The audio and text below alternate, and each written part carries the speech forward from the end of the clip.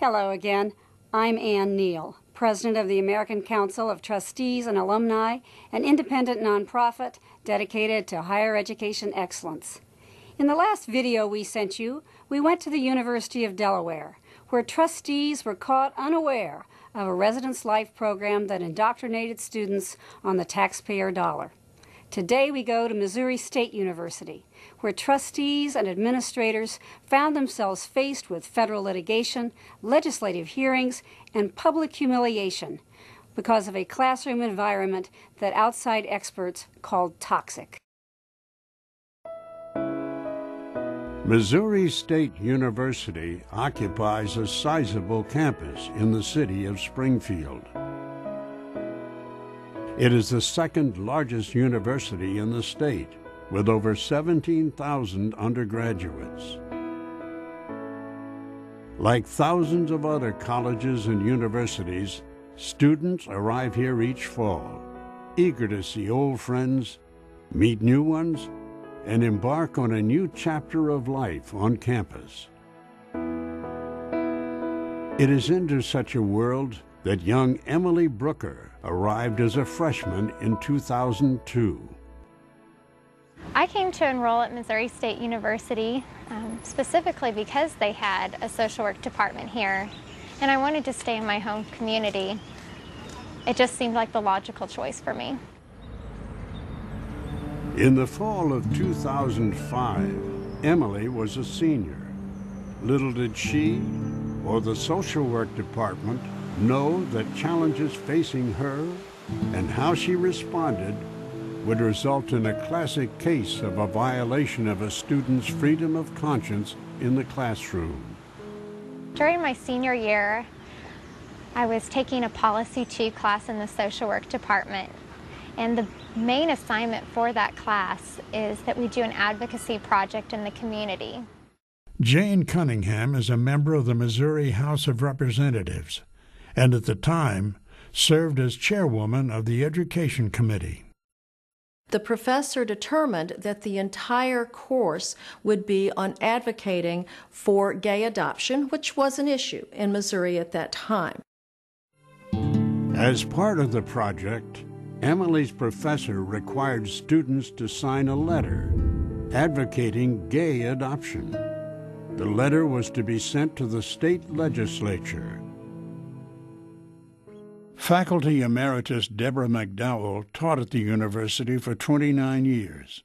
A longtime family friend, she took a deep interest in Emily's case.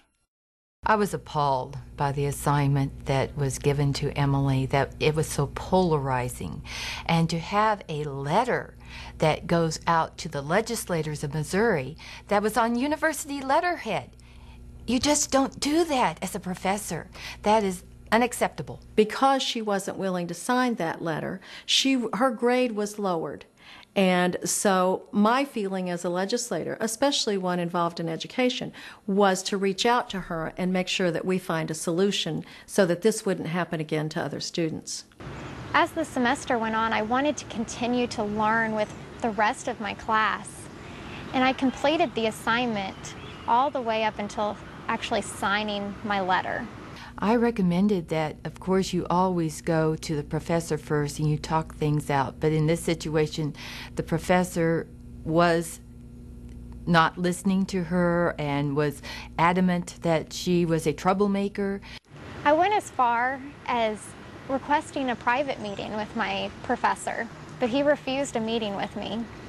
And soon after that, I decided I was going to go speak with our department head. Before this meeting could ever take place, I received a phone call from the social work department head telling me that I wasn't going to just meet with her and my professor. I was going to meet with 7 professors. She was just at wit's end as far as what to do because she was all of a sudden being called to a meeting with some professors in her department, and she was just so upset. Her grade was lowered. But in addition to her grade being lowered, the professor said, "You are going to have a level 3 grievance against you. The highest grievance they can file against a student. All of a sudden, she is being called to meet before a board of faculty from her department. She had no idea. She thought it was just going to be a meeting, and this meeting was during final exam week. She asked the professor if she could bring an advocate with her. He said no. She said, "May I bring a tape recorder with me?" He said no. She said, "May I bring my parents with me?" He said, "I'll let you know." Well, on the day of the grievance meeting, she showed up with both of her parents, who had both taken off of work. That faculty did not let her parents in. Her parents sat outside that room for 2.5 hours while that young lady was interrogated. When I heard about what had transpired at that particular meeting with the faculty, I was appalled. It was inconceivable that these people who I had worked with, who I know, that they were sitting across the table from Emily, lined up as judges, trying to intimidate her. So Emily sat through this 2.5 hour interrogation, and it culminated with her being required to sign a contract. I have that contract in the files in my legislative office, but basically it called for her to close the gap between her religious beliefs and the social work code. They let her know that if she did not sign this contract, it could jeopardize her ability to graduate and get a degree, and therefore even be able to get a job as a social work counselor. So she signed the contract because she had to. Emily felt she had no other choice but to take the case to court. I wanted to take it to court because being in that classroom, I witnessed other students who also agreed with me and yet said nothing out of fear. Emily's situation is not unique. I think that there is a trend that this type of intimidation by faculty is spreading to other universities. In the spring of my senior year, we worked on the litigation part of the lawsuit, but we didn't actually file until October because my family and I were very fearful that the contingencies that I had with the contract, that I might not be able to graduate. After she got her diploma, she sued Missouri State University.